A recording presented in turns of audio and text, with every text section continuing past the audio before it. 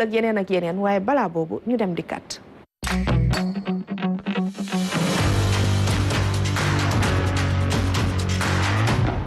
Xasana waaw xanaa ma laaj la rek Sénégal tey lan lañ xëyi waa tey de how are you Sénégal ñëpp dégg nañ anglais tey macha allah macha allah Sénégal tey ñëpp a dégg anglais ndax li xam ne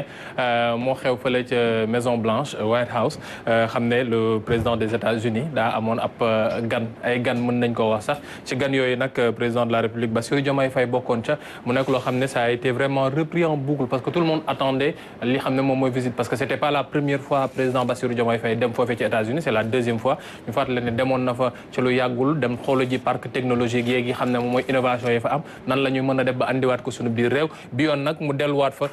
dem xooli jiwaat bu baax a baax nan la mën a gën a jokkale te xam ne moom mooy mbirum koom-koom suñu diggante réew yi muy États-Unis ak dooleem waaye itam Sénégal ak peut-être li xam ne am na ko ci ab koom boo xam ne peut-être mën naa jër lu gën a rëy et c'est benn mbir moo xam ne ñëpp waxtaan nañ ci bu baax a baax et sur RTS 3W RTS.sn soo fa demee itam vous allez pouvoir relire article bi xam ne suñu waaye Ousmane Diallo bind na ko démb par rapport ak le premier ministre mi xam ne dafa recevoir woon itam le représentant de la Palestine fële ca Nations Unies ñuy fàttali ne Sénégal ak yelleefu doomu aadama surtout waa Palestine da cee taxaw bu baax a baax jëpp jamonoy Senghor Yasser Arafat ba léegi mu nekk loo xam ne moom nag toog na ci waxtaan ci mais itam maam je voulais parler un peu de mode Toumane dama koy tooñ yaakaar na moom rek moo xam mot ci kër ci dëkk bi am koy nuyu bu baax a baax mais c'était juste pour revenir par rapport ak li xam ne fan yi moo ngi amoon fële ca France ci Paris muy le Africa Fashion Up bu 2025 bi xam ne on a vraiment eu la chance am fa ay doomu Sénégal yu fa wane seen bopp am ñoo xam ne ràññee nañ leen ci mbirum mode ak stylisme fii ci biir Sénégal ñuy exporter seen xam-xam ñu mën cee lim ku wax Collé Ardo Sow jeexal nga wax bi te ñu woowoon ko ci Africa Mid Fashion Up bi Hélène Daba Diouf ak ay sëram ñoom moom la marque Sister of Africa Adama Ndiaye bu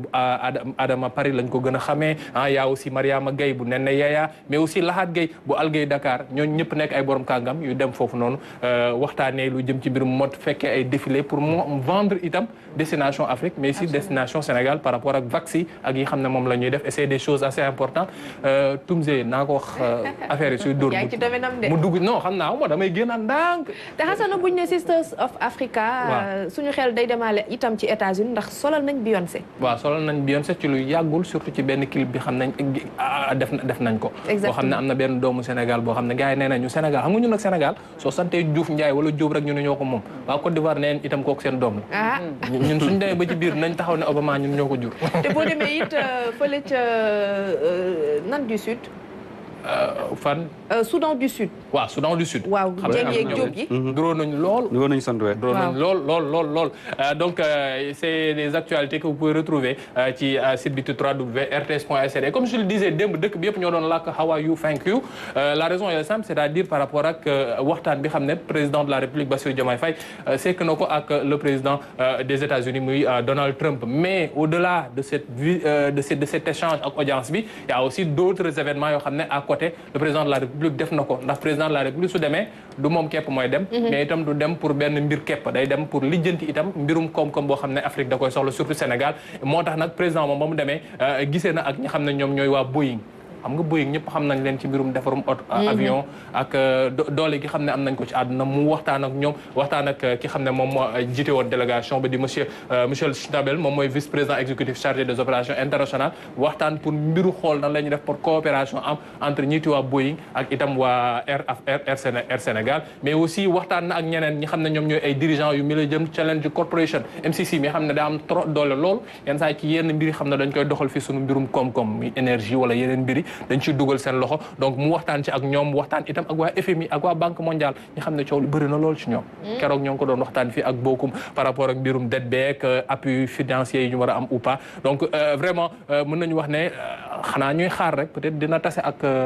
les Sénégalais vivant aux États-Unis par rapport ak yenn yi xam ne ñoom soxla nañ ko fàtt ñooy rappeler itam mbirum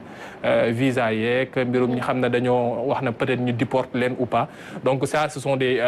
choses yu xam ne waa Nicaragua waa ëxlu Nicaragua donc ñu ngi ñaan daal président mën a waxtaan ak ñoom itam parce que soo leen fa fekkee peut-être il est important mu waxtaan ak même su fekkee c'est pas les immigrants yi xam ne ils sont entrés dans le territoire de manière irrégulière mais ñi xam ne peut-être ils sont là-bas bien établis et peut-être am nañ soxla yoo xam ne dinañ ko bëgg ñu taxaw leen ci et ça c'est important. ak Washington Post bi ñu gisoon par rapport ak visa yi. waaw pour le Sénégal. pour le visa mooy la liste des 36 pays yi xam ne il est fort probable ñu wax ne peut-être Sénégal dugg ci ou pas. mais loolu xam nga bon de manière officielle on a vu conférence bi ñu def biir Maison Blanche waxtaan yu ñu sekk président tooñ ko sax boo ko ay waxum ne ko mais mën ngaa ñëw ci mbirum golf beeg yu ñu mel. yooyu mais on sait que ne à côté ci bureau ovale ba dina am ay travaux yu am solo yoo xam ne yenn saa yi dañ ko fay amal. ngir mën a waxtaan ci yenn sujets yoo xam ne peut-être duñ ko génnee ci biti. off the record waaw daa am ay waxtaanu biir nekk. ak waxtaan yoo xam ne mën nañ koo teg ci penc. absolument alors maam ñu jugee foofu suñu waxee nawet maam dañuy xalaat liiti tata. xalaat salté. après la pluie. c'est pas le beau temps d'habitude au Sénégal mais sur TikTok. dafa am ñoo xam ne ñoo ngi dëkk fële ca Jokkul. remercie Aziz encore par rapport tips bi parce que moom moo xam TikTok. waa Jokkul fële ci Rufisque la mais maam on peut regarder avec la complicité de Aziz le changement qu'il y a eu ci gox bi xam ne mooy Jokkul parce que bu njëkk ba na mu meloon ak soo xoolee léegi na mu mel. su ñuy def yaakaar naa waa cité benn cité bu nekk Thiès ñoom ñoo gagné woon affaire setal suñu réew. mais bii pas damay ragal waa ci Rufisque am ci wàll Aziz avec ta complicité bien sûr ñu seetaan la vidéo on revient. aywa ñu dem seetaan ko ñëwaat. gars yi maa ngi ziar encore beneen koñ ci biir Jokkul bi mooy Médine mais gars yi xool leen koñ bi mu rafetee c'est très joli oh ma ñëw wala leen image yi fii ni mel avant ak léegi. Le peuple sénégalais s'est engagé dans la voie de la construction d'un Sénégal juste, d'un Sénégal prospère, dans une Afrique en progrès. mais xaw ma ku liggéey la waaye waa Tëngéej ñu ngi liggéey noonu li rafet na trop waay macha allah très joli. lii de mooy balaa ngaa liggéey fenn liggéey sa koñ ba pare. te vidéo yi bëgg naa ngeen partagé ko ba autorités yi mag yi gis ko mën a jàppale jeunes yi ñu mën di liggéey seen i koñ di defaraat parce que lii dafa neex te rafet xoolal ma lii rek ñii xaaruñ état ci dara. Aziz wax ni nga ko waxee ni ko ndaw yi waxee itam c'est vrai ñii dañoo xam nga maanaam wax bay say weewu tànk. mais ñii dañ ko tàmbale ci seen buntu kër. seen koñ ñii ñan lañ. waa Jokkul. c'est-à-dire ñi dëkk ci dëkk bi ci boppam ñoo defar ñi dëkk ci dëkk bi la maanaam du dañoo xaar nguur gi ñëw jox leen xaalis. wala ñu def lii ak lee non dañoo jugal seen bopp mais ñoom ñooy setal seen gox. macha allah. maanaam avant de dire ce que l'État peut faire ou bien la République peut faire pour toi dis-toi yow lan nga mën a def pour la République. et ki lii ñu waa Jokkul def su ko gox bu nekk defoon peut-être on peut dire que am na gox yoo xam ne duñu salteeti noonu. bien sûr waaw donc je dis ça juste comme ça et Mrs Mbengue ne ko nous avons des jeunes engagés à Rufisque et Rufisque va changer parce que Rufisque bu njëkk dañ ko doon dépeindre d'une manière assez mauvaise quoi parce que dañu xam ne la caniveau yeeg yi xam ne moom mooy mbalit yeeg yëpp ñu sànni foofu noonu et on a vu que les jeunes se sont levés et ont montré que ne mbir mi mën nañ ko changer et c'est comme ça mënuñu xaar président mu ñëw suñu koñ pour ñu setal ko mënuñu xaar ministre mu ñëw suñu koñ pour ñu setal ko président mënul dem ci quartier yi nekk Sénégal yëpp lim bi sax déjà peut-être pour nga wax ko problème la alors maam on quitte Twitter pour nga dëgg de man damaa bëgg Twitter nag maam mais maam lapsus révélateur alors maam ñu suñu jugee ci li xam ne moom la ñu andi woon tey en bref on va partir si li xam ne mooy cax yi démb caxoon naa gars yi waaw Jobaas trouvé woon ko avant ñuy dem waaw démb Jobaas moom xaw ma dafa am fuiti xaw ma mais dafa teel a tey affaire yi. Jobaas de fi mu mujjee am na ku muy labat fac science fi mu mujjee am na ku muy labat fac science alors donc la bonne réponse te ki xam ne moom moo ko joxe mooy Souleymane Diédhiou mën naa ko wàññil point nag. parce que daa am ci lu mu ju. muy lan waaw parce que c'est vrai il s'agit de Gaspard Camara. mais son Camara à lui ne s'écrit pas avec un C mais avec un K. xasana waaye yow may ko loolu. déet mën naa ko dindi 0,5 point. ay def histoire géo nga def dissertation pare ñun la nii non bon écriture bi fii baaxul woon quoi da ngaa juum da ngaa def rature wala da ngaa utiliser blanco ku sévère ngay doon. non dinaa may ay moyenne mais dinaa moyen itam alors donc comme il l'a trouvé Souleymane Diédhiou ñu félicité ko encore un fidèle internaute de la RTS ci plateforme bi dañ ko fay gis lu bëree bëri donc moom moo ko trouvé il s'agissait bien de Gaspard Camara qui est né à Saint-Louis c'est pas moi jëluma ko ndax daa dëkk Saint-Louis moom moo judd Saint-Louis rek maam balaa nga maa tooñati il est né en 1901 début du beneen siècle ba donc en 1901 la gane àdduna foofu ci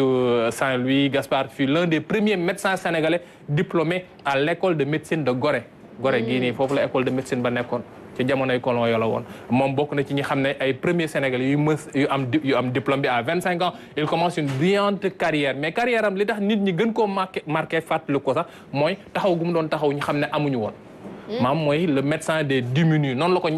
médecin des miskines sax noonu la ko gars yi doon dàkkantale la raison sam koo xam ne yoroo du la wax ne la non damal andi ji xaalis ba pare balaa ma laa laal lu tumuranke jamono ji non moo tax man la du la wax damal andi ci xaalis ba pare balaa tant que fayoo du ma xool sa tànk bi tant que fayoo du ma la piqûre yooyu moom daaw ko woon def moom Gaspard Camara bii nii et comme je le disais il a été pédiatre ci benn pays mi bu nekk Médina Albert Royer jamono ju mu non Abbas Ndaw jamono ju mu tuddee woon repos médical waaw repos médical bu jamono ju mu ko tuddee woon moom moomee liggéey na fa et sa fille aînée moo li ma doon wax démb par rapport ak indice bi pour les sages-femmes sa fille aînée Virginie moom moo nekk la première femme bi xam ne moom la ñu jox diplôme sage-femme. Macha Allah. C'était en 1955 voilà maintenant moom nag en 1983 la génn àdduna et comme je le disais xaafisul Quran la woon parce que ñu bëri dañoo tur bi moo leen doon nax. moo tax am na délégation boo xam ne mosoon nañoo dem Màkka moom mu àndoon ca ba mu demee naari di ko wax ne ko yow sa tur bi doo jullit mais ba mu téere alxuraan bi téere ba pare ñëpp nangul ko ne ko xaafisul Quran la et noonu lañ def ba li xam ne moom la def ci santé def ko itam ci ñi xam ne yoruñu woon moom moo tax ñu jël poste de santé bi xam ne mu ngi amitié fii nii ñu jël ko tuddee ko muy centre de santé bi centre de santé Gaspard Camara donc moo nekkoon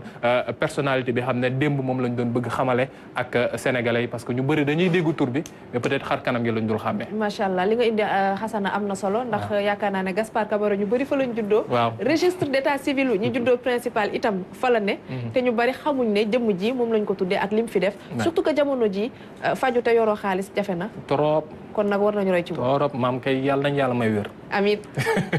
alors on passe à keneen maam dellu naa jamonoy maam de waaw dellu naa jamonoy maam jaaji gars yi booy kii ban su gisee téere baate tey du ko jaawaleeg jigéen waaw koy jox indice rek quoi tey kii du jigéen mais kii mën naa yem ci benn mbir kese. muy la ab ceddo la woon boo xam ne ba léegi ñoo ngi koy woy Sénégal ndax kàddoom da koo fonkoon. ab ceddo la woon buur la woon ci ab royaume boo xam ne royaume yu gënoon puissant ci Sénégal ci la bokk. jamonoonte ak ki xam ne moom mooy Louis Faidherbe. ma joxe ñaari indice yooyu joxal beneen ñett rek. ñetteel bi su ma ko joxee day yomb trop quoi. mais jàpp leen ne moom ba mu wàccee ab xaw a coow tuuti am na laataa ñoo jëlaat keneen koo xam ne moom la ñoo teg jox bu boobay royaume. ab coow amoon na tuuti. mën naa jox benn indice. Jobaas on est à la télé quoi. rus leen Savané rus leen xam nga Jobaas daa yaakaar dañ nekk live TikTok. waxal benn indice. am na wéy bu siiw. waaw moom moo tax xam nga li may waxati booy bi il suit pas. il n'est pas en classe. non il n'est pas en classe. gars yi way boobu noonu way nañ ko wayaat ko. en 2025. pour donner le dernier indice. booy pare ba. ban booy en 2025. way bi sax yóbbu nañ ko ci ab mën nañ ko wax représentation théâtrale. 5e art am na ci wàll. maam pare na. pare nga. delloo nga ñu jaaj à l'aide de nos connaissances. pas de chat. pas de chat GPT. ni de grog. pas de grog. grog est-ce que mais maam c'est bien que tu parles de grog. et balaa maa jël 2 minutes yi xam ne moom moo dese balaa Jobaas ci mer. waaw yaa ngi ci temps additionnel maa ngi ci temps additionnel fi mu toll nii. maam je vais aller sur X parce que pourquoi je disais tout à l'heure. boo gaawul léegi ko ci Savané def changement. non si tout à l'heure pourquoi je parlais de X c'était par rapport ak intelligence artificielle ak li ñu war a def réglementation bi. Mam, tu sais que groupe c'est intégré ci Twitter X parce que c'est la propriété de Elon Musk ak ses amis ingénieurs mu am xëccoo bu metti sax ci àdduna bi fi mu toll nii ñan la ñu war a jël ak ñu mel groupe temps yi dafa am benn mise à jour bu ñu ci def parce que bon intelligence artificielle dañuy yokk mise à jour yi bañ ko defee mise à jour yokkaat ko fan yi nag dafa am benn coow bu ci am parce que dafa commencé di am ay réponses yoo xam ne c'est des réponses racistes nazis tax ba am yenn dëkk yoo xam ne ñoo ngi ci Europe ñu ni ñoom noo ne am nañu sañ-sañ wax waa X ne leen lii di groupe mii nii bu mu fi waxati et ce qui fait que depuis hier soo duggee sur Twitter ci yenn dëkk yi doo mën a gis li xam ne moom mooy intelligence artificielle bu Twitter bi bay wax ak moom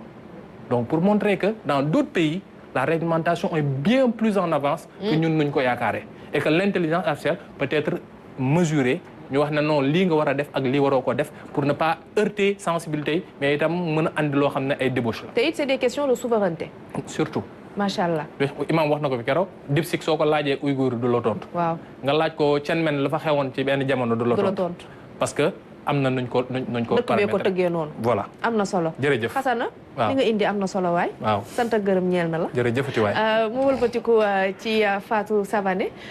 gis nañ li nga xamante ni gis nañ ko fële ca Tëngéej ñu def ko fa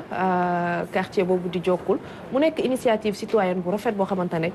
war na servir d'exemple à tout le territoire sénégalais. effectivement maa ngi ko jëm mu mel ni kon bu ñuy def lu baax ñëpp dañ ci war a mën a copier. parce que je pense que ni tey jii soo gisee benn quartier mu am ay ndaw ay mag yu nangu dugal seen loxo seen poche participer